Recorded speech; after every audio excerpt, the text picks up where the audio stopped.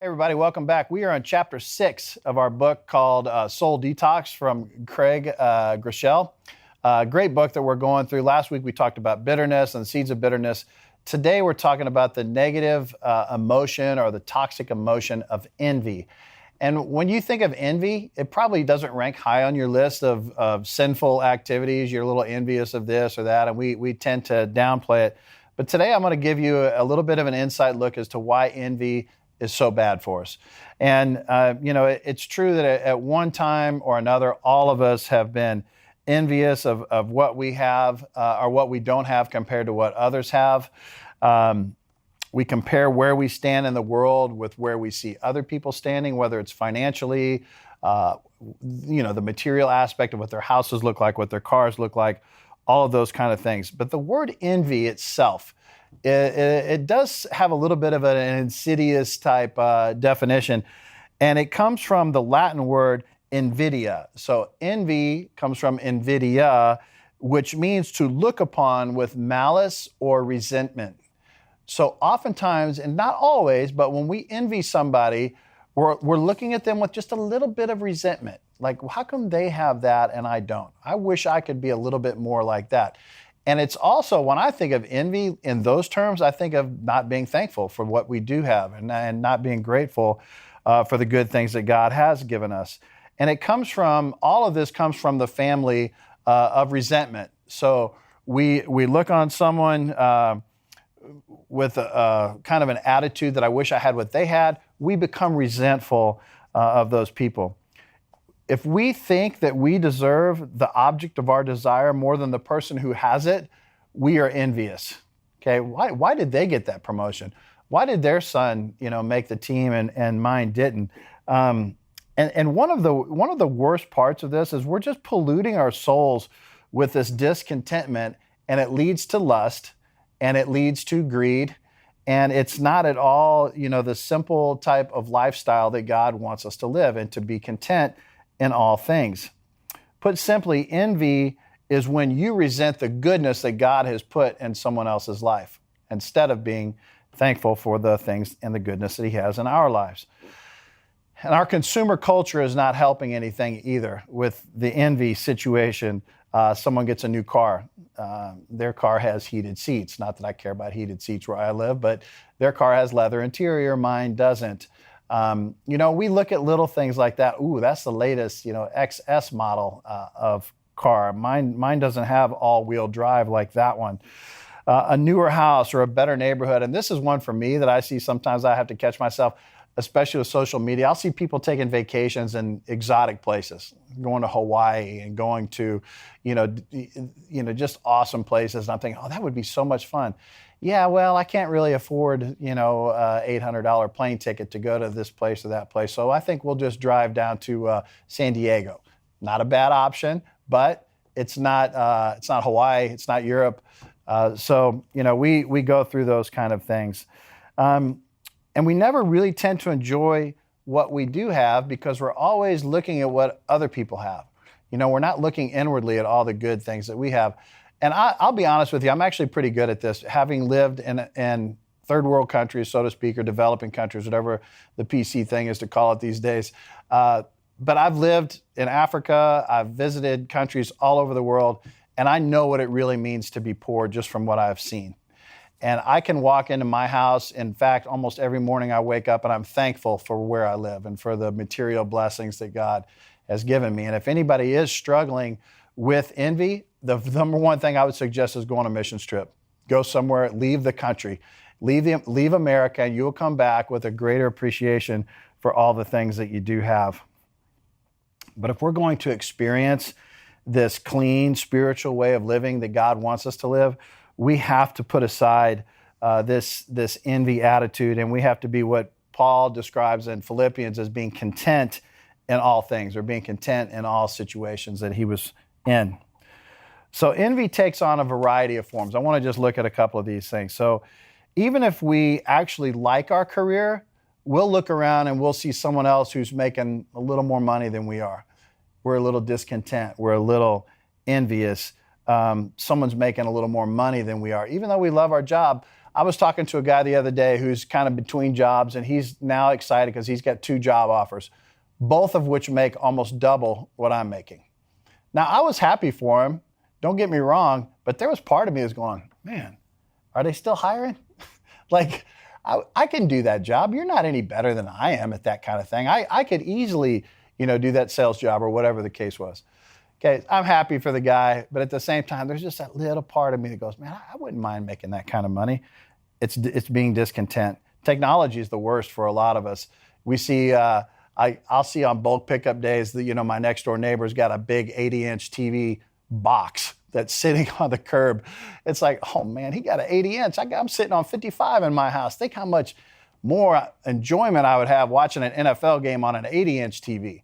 So with this technology thing, this is one of the things that I battle with. I'll go into Sam's Club, for instance, or, pick Costco or whatever one you go into. As soon as you walk in, what's the number one thing that you're looking at? TVs. I love a good size TV. Why am I discontent with mine? I've got several TVs in my house. They're all nice. They're all flat screens. I haven't probably paid for any of them. I think they've either been given to me or I found them in someone's bulk pickup. When they got their 80-inch TV, they threw out their 60-inch. That's happened a couple of times for us. But why are we so easily discontented as people? Why are we so envious instead of just being thankful for the things that God's given us? The author here writes, he says, married people experience their own strain of envy. And it goes a little something like this. The woman is starting to become a little bit envious of some of her wives' husbands or they're envious of their marriages because the husband, he comes home from work and he helps clean up around the house a little bit.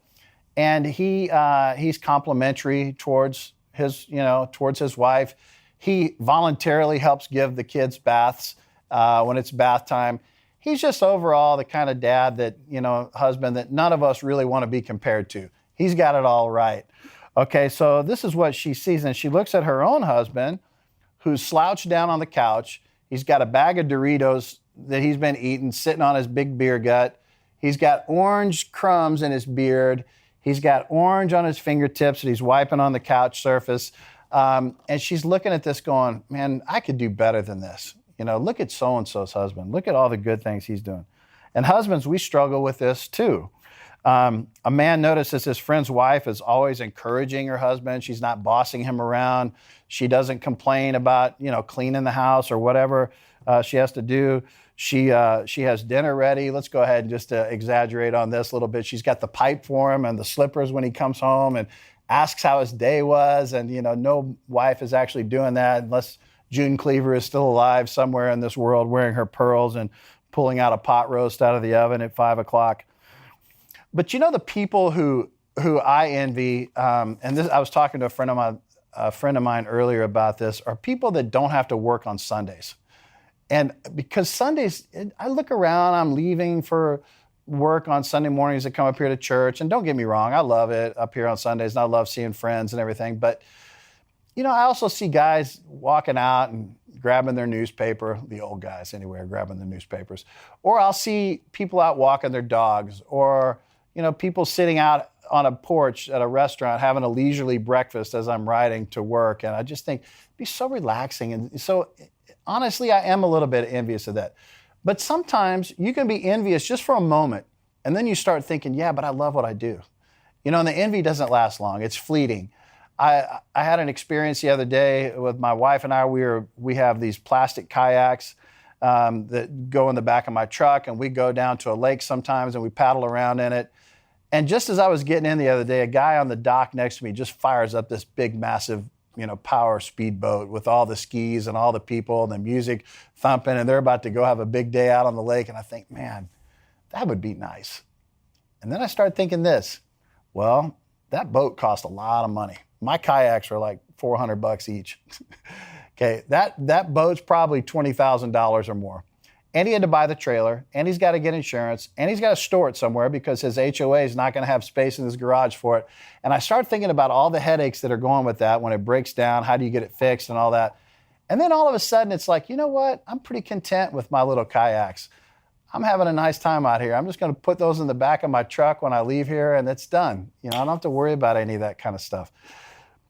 So we are envious at times, but then when we really start thinking about the good things that God's given us, it's easy to snap out of that. If you don't think envy is a serious problem, I want to read a couple of verses to you. Okay, here's one from Romans 1:28. This will be on the screen. And 29 and 30. It says, since they thought it foolish to acknowledge God, he abandoned them to their foolish thinking and let them do things they should never be done.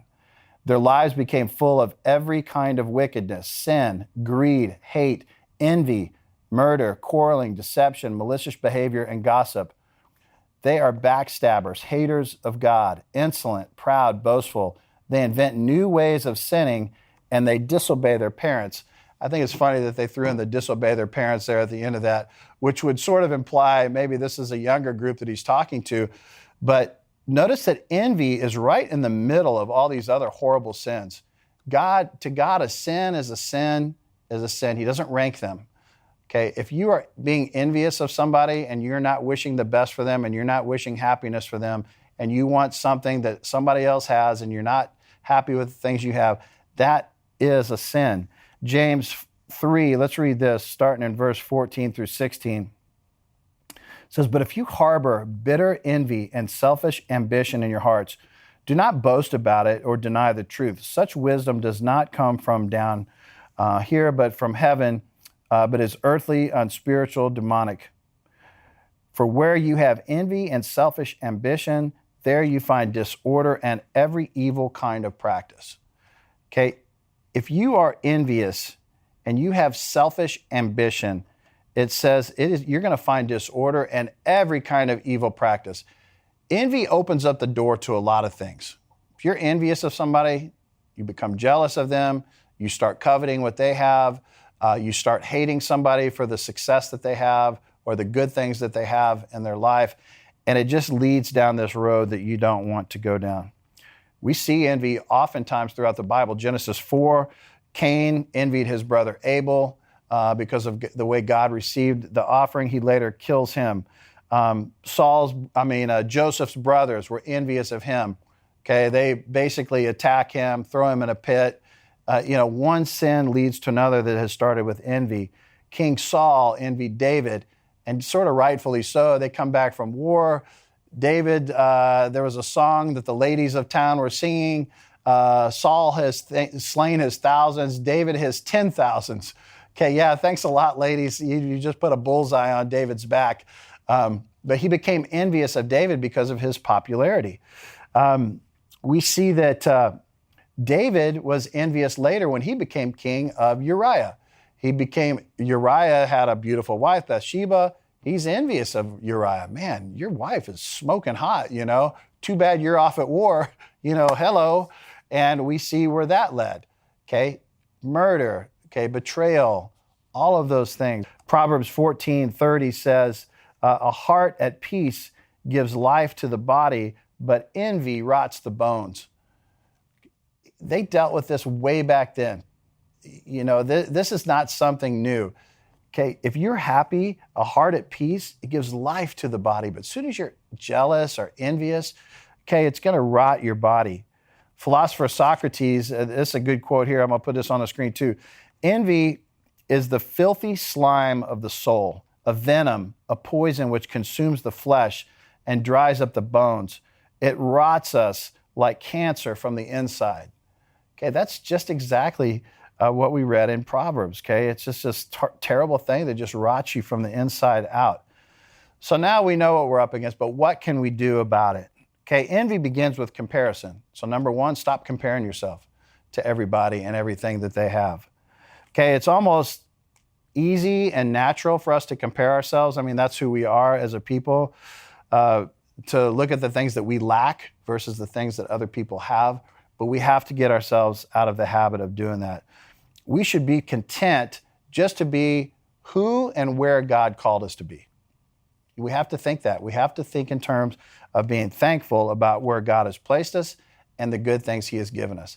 And like I said earlier in the talk, if you don't naturally come by as being a person who's thankful, go on a missions trip. Okay, if you're not gratitude for the house that you're living in, the schools that you go to, the roof over your head, the electricity, the clean water, the healthcare, the good roads, the whatever, the democratic process, although we may not love, the way politicians act, at least we have a vote. There's a lot of countries in this world that don't. Be thankful about where God has put you and the goodness he's given you. But first and foremost, when it comes to avoiding envy, is you can't compare yourself to other people. You just can't. When we see God's goodness in the lives of other people, are we rejoicing with them? Are we thankful for the blessings that he's given other people? Romans 12:15 teaches us that we should rejoice with those who rejoice, and we should mourn with those who mourn. Okay, if somebody has good news, let's rejoice with them. Someone gets a promotion that you didn't get, rejoice with them. That's a hard to do. Just know that God's got something for you down the road. Okay, this might not be your time. This might not be the best for what God has for you. Rejoice with that coworker. Rejoice with that teammate, whoever it is. Ecclesiastes 6:9 says this, better what the eye sees than the roving of the appetite. This too is meaningless. It's chasing after the wind. When you let your eyes wander and you're looking for something else, you might as well be chasing after the wind. That's what King Solomon says here. It's better to enjoy what God has given you than to be chasing where the grass is greener on the other side. I like what the author here says, that, it may look greener on the other side, but there might be a lot of poop on the grass that you can't see from where you're standing. And I think that's true. We oftentimes think, oh, they got such a good life. Look at their life. We don't know what's going on behind the doors. We don't know what's going on, from the outside. We see their beautiful cars and their beautiful house. They might be leveraged to the max. Their credit cards could be completely full. They could be $100,000 in debt. And you're not. You might not be carrying any debt at all. But don't always be looking up to someone who seems to be doing better financially than you are. It could just be a big show. And we have had neighbors like that in the past that all seemingly look good from the outside, but when you live next door to someone long enough, you hear the screams, you hear the yelling, you hear the fighting, you hear stuff, you go, there's no peace in that house. Okay, they all look good from the outside, but you know what's going on behind the scenes sometimes. So what about what God has already given to you? Are you grateful for it? Are you thankful? When we're envious of somebody else and something else they have, we're basically telling God, you're not blessing me enough. You can do better. Come on, God, let's bump it up. So we just don't know what is best for us, and God does. And let's keep that in mind. God's going to bless you when the time is right and when he feels like he needs to. Let's look at 1 Thessalonians 5:16 to finish up. It says, rejoice always, pray continually, give thanks in all circumstances, for this is God's will for you in Christ Jesus. Rejoice always. Be thankful. Okay, you can't be thankful and be envious at the same time. They just can't coexist together. You're either going to be one or the other. And this is God's plan for you. It's his will for you in Jesus Christ, is to be thankful for the things that you have. Well, I hope this was helpful. I hope you can celebrate God's goodness in the lives of others when they succeed and you're not, when they have things and you don't. Always take a look at what you have before you start letting that eye wander and we start chasing the wind. It never satisfies. Be thankful for the things you have, and you probably won't be that envious this week. See you next week.